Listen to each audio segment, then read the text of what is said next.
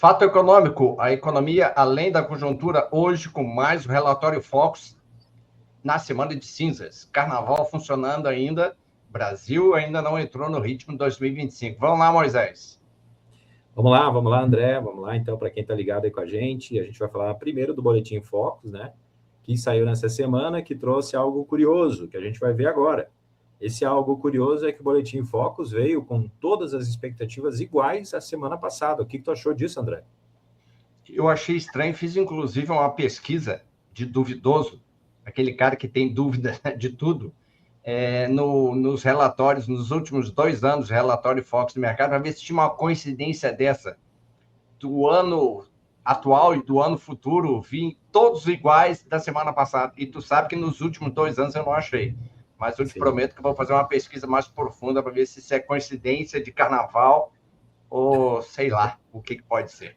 Claro que a gente está falando dos principais, né? IPCA, PIB, câmbio, Selic, porque a gente viu ali que o IGPM, por exemplo, teve variação para cima, para baixo o IPCA dos administrados, também da conta corrente, né, da dívida líquida do setor público, que são outros informações, né, outros indicadores aí que o mercado coloca de expectativa.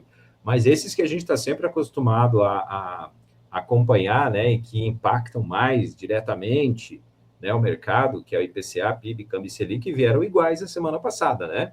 E uma curiosidade é que é a primeira em 19 semanas que o IPCA, por exemplo, veio igual à semana anterior. Então, na semana anterior, a expectativa era de 5,65%, a mesma expectativa nessa semana.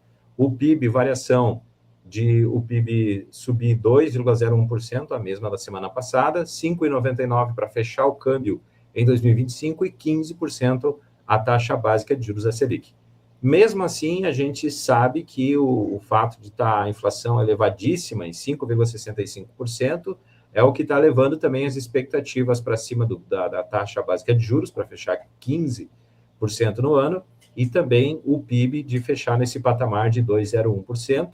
Informação importante, né, que a gente vai ter nessa semana, aliás, dentro do calendário econômico, né, que é a divulgação do PIB do ano de 2024, consolida ali o terceiro quadrimestre, o quarto trimestre de 2024, e vai consolidar o ano de 2024, a informação que vai sair sexta-feira, depois de amanhã, dia 7, né, que a gente vai saber como é que ficou o PIB de 2024. Tanto o governo quanto o mercado como um todo para 2024 está esperando 3,5% de aumento do PIB em 2024, né? Também tivemos aí o IBCBR dizendo que vai fechar o ano em 3,8%. O IBCBR é considerado a prévia do PIB, né? Mas o IPEA tem a mesma expectativa do mercado de fechar em 3,5%. Então, é uma curiosidade que todo mundo tem, né? Vai ser bem esperada aí essa divulgação da sexta-feira, no caso do PIB de 2024 que vai sair. Mas, então, esses são os dados. Por enquanto, a gente tem essas expectativas aí, que já estão sendo analisadas há várias semanas, né? Essa é a tendência que a gente percebe aí, mas a gente está com um componente novo que apareceu nesse carnaval agora, e tem muitas pessoas, né? O mercado como um todo, claro que é nos bastidores que se diz que o ano começa mesmo depois do carnaval. Existe, André, alguma expectativa de alguma mudança em relação ao que a gente está percebendo nessas expectativas de mercado? Está com o teu microfone desligado. O que a gente enxerga com a leitura que a gente faz dos economistas, né, dessa perspectiva de juros futuro em queda. Então, essa possibilidade da Selic subir a 15,25 em 2025 e descer um pouco, por volta de 12,5%, 13% para 2026, mesmo sendo um período pré-eleitoral. O câmbio nessa transição de R$6, parece que vai ser essa mediana para 25, 26, vai ser em torno de R$6, mesmo que desses esses picos de 6,30, como deu no trimestre de 2024, e essa queda agora, nesse primeiro bimestre de 25, por volta de 5,75, 5,79. E o PIB se consolidando num valor bem inferior ao do ano de 2024, uma previsão de 3,5, alguns fazem previsão de 3,7, para alguma coisa em torno de 2% em 2025 e um pouco menor para 2026. Né? Talvez já sendo a economia sendo impactada pelo esse câmbio mais desvalorizado, o real mais desvalorizado, e também o processo da Selic mais salgada, impactando já a atividade econômica no Brasil. Então, esse crescimento do PIB um pouco menor, mesmo que a questão do emprego ainda esteja sendo, ainda não tenha mostrado impactos dessa Selic mais salgada na taxa de crescimento de emprego da população no Brasil. E o IPCA a gente já consegue enxergar o impacto do câmbio, né, daquele último trimestre de 2024, já encarecendo algumas matérias-primas importadas e encarecendo, obviamente, e isso a gente consegue já detectar tanto no IPA quanto no IPC, que encarece a inflação a nível de Brasil. Né? Então, acho que esse é o mesmo desenho da semana passada, que se repetiu ali, inclusive, com os sinais de iguais ali no relatório Focus de Mercado para essa semana, última semana pós-carnaval, né?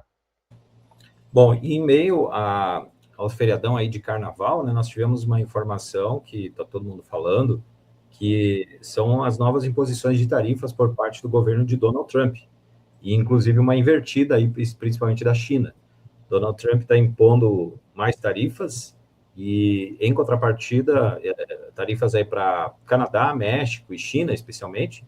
Em contrapartida, a China disse que ia parar de importar produtos dos Estados Unidos, e isso aí certamente vai mexer muito aí com os negócios pelo mundo. Já está mexendo, né? Mas eu acredito que o fato de o governo de Donald Trump estar lançando, né, essas informações agora, provavelmente não vão se concretizar algumas, até porque tem alguns problemas que estão acontecendo, como, por exemplo, o fato da China não importar mais produtos norte-americanos, né, vai fazer com que a indústria norte-americana sofra, né, não é só o governo, mas a indústria como um todo, né, porque a China é um grande importador de produtos norte-americanos, assim como de outros países, como, por exemplo, o Brasil. E tem alguns analistas que dizem que o Brasil, por exemplo, não vai ser tão impactado com essas tarifas, porque o Donald Trump também falou nas tais de tarifas recíprocas, ou seja, se eu cobro 10% de tarifa de você, então eu também vou cobrar a tarifa da mesma forma, né? Então, a reciprocidade que ele está falando é essa, de se o Brasil cobra uma tarifa de 25% por algum produto, os Estados Unidos têm o direito de cobrar os mesmos 25%. Em alguns casos é diferente. Né? O Brasil cobra 10%, mas os Estados Unidos cobra 2%, por exemplo. E ele está falando tem um estudo nesse sentido. Tem um estudo que mostra que a tarifa média que o Brasil cobra dos produtos americanos é por volta de 11,3%. E a tarifa média que os americanos cobram dos produtos brasileiros que vão para lá é 2,3%. Né? Tá aí. Então se ele fizer essa paridade de 10% para lá e para cá, e a gente vai ter alguma composição de preços. Né? Tu falou o quanto que a economia americana perde, né? No informativo do Money Times, que tem agora disponível na internet, ele diz exatamente o seguinte, assim, dólar tem tombo de quase 3% e fecha a 5,75. Ele diz o seguinte, a desvalorização da moeda americana frente ao real foi puxada pelo exterior em meio às expectativas de novas negociações sobre tarifas impostas pelo governo dos Estados Unidos aos países vizinhos. Né? Então, essa questão de tarifa que o americano vai imputar nos outros, e ele vai ter um impacto também na economia interna, também pode enfraquecer a moeda americana frente às outras moedas, inclusive frente ao real. Tá? Para o Brasil internamente é bom que o dólar esteja baixo. Agora, para produtos que são exportados pelo Brasil para outros países, é melhor que o dólar esteja num patamar maior, né? Mas a gente sabe que isso impacta muito a inflação, e se for ver, o melhor mesmo é ter um preço de equilíbrio mais baixo do que esse 5,70 aqui para o Brasil. Mas, ainda falando sobre esse assunto de tarifas, né, dos Estados Unidos e outros países, por exemplo, alguns analistas dizem que o Brasil ele não sofreria tanto, né, porque ele não tem um volume muito grande de exportações de produtos industrializados, por exemplo, mas são commodities. E commodities, o Brasil tem um mercado mais voltado para a China, né, do que para os Estados Unidos, apesar dos Estados Unidos também ser um país que absorve muitos produtos brasileiros, né? E o fato de, por exemplo, a China dizer que não vai mais importar soja, por exemplo, dos Estados Unidos, abre um imenso mercado para o Brasil. Então, eu acho que ainda, né, esse assunto vai se acomodar. Eu acho que o Trump, ele colocou essa notícia, impôs essas tarifas, mas ele deve rever algumas, inclusive hoje já tiveram algumas informações de que ele reviu algumas tarifas, e isso tende a se acomodar ao longo do tempo, até porque não tem como você simplesmente impor uma medida dessas sem ter repercussões. Ele mesmo, o Trump, disse que as repercussões vão ter, vai ter alguma turbulência, mas depois tudo vai ficar bem. Certamente porque ele vai rever essas tarifas, né? Ou porque ele aposta de que o mercado vai se adaptar, então, e vai ficar bom para os Estados Unidos. O objetivo dele é esse, né? Que os Estados Unidos saiam ganhando sempre. O Moisés, o Infomoney vem com uma seguinte reportagem sobre essa perspectiva das tarifas, né?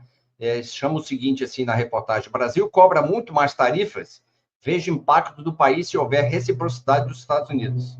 E aí tem um comentário aqui do parte dos economistas do Bradesco que diz o seguinte: quando analisada a participação dos Estados Unidos na pauta exportadora por produto, os mais dependentes dessa parceria são produtos de ferro e aço, aeronaves, materiais de construção e manufaturas de madeira.